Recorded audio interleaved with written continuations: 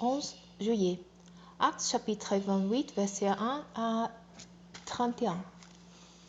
Une fois hors de danger, nous avons appris que notre île s'appelait Malte. Les habitants qui ne parlant pas le grec nous ont témoigné en bienveillance pour ordinaire. Ils ont allumé un grand feu et nous ont tous accueillis à sa chaleur. Car il s'était mis à pleuvoir et il faisait froid.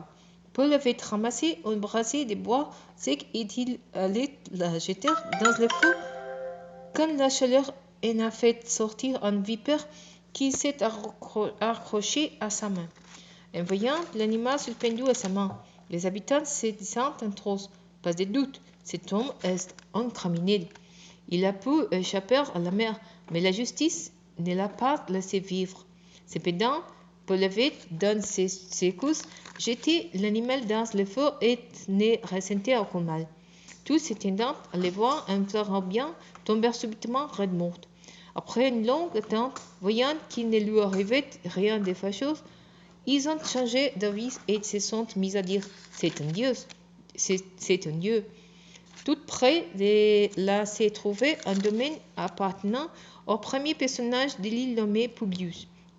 Il nous a accueillis très aimablement et nous a offert l'hospitalité pendant 3 jours.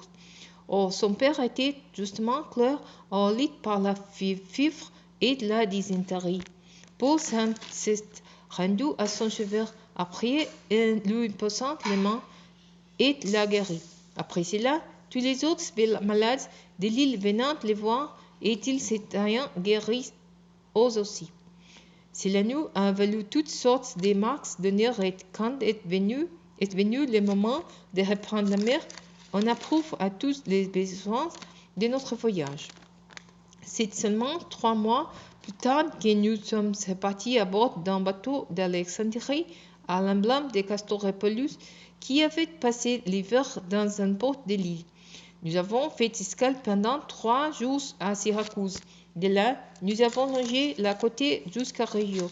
Le lendemain, le vent du sud s'est levé et, en 12 jours, nous avons gagné Puzzles. Dans cette ville, nous avons trouvé des frères qui nous ont invités à passer une semaine avec eux. Et c'est ainsi que nous sommes allés à Rome. Les frères de cette ville, qui avant eux de nous nouvelles, sont venus à notre rencontre jusqu'à Forum d'Appius et aux 3 Tavernes. Quand Paul les a vus, il a remercié Dieu et a pris courage. Après notre arrivée à Rome, Paul fut autorisé à loger dans un appartement personnel sous la garde d'un soldat. Au bout de 3 jours, il invita les chefs des Juifs à le rencontrer. Quand il fut rentré chez lui, il a dit « Mes frères, bien que je n'ai rien fait de contraire aux intérêts de notre peuple, ni aux traditions de nos ancêtres, j'ai été arrêté à Jérusalem et livré entre les mains des Romains. Ceux-ci, après enquête, voulant me relâcher parce qu'ils n'avaient trouvé aucune raison de me condamner à mort. Mais comme les Juifs s'y opposaient, je me suis vu contrainte d'appeler à l'empereur, sans pour autant vouloir accuser mes compatriotes. Et c'est ce qui explique que je vous ai invité à venir me voir et de vous entretenir avec moi, car c'est à cause de l'espérance d'Israël que je porte ces chances.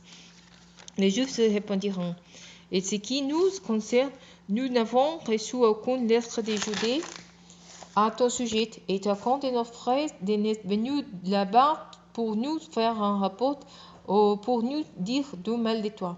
Mais nous pensons devoir t'entendre exposer toi-même ta pensée. Quant à la secte dont tu fais partie, nous savons qu'elle ne rencontre pas toute une sérieuse opposition. Ils fixeront donc un autre rendez-vous et, au jour convenu, reviendront chez lui, encore plus nombreux que la première fois. L'entretien dura du matin jusqu'au soir. Paul leur exposa sa doctrine.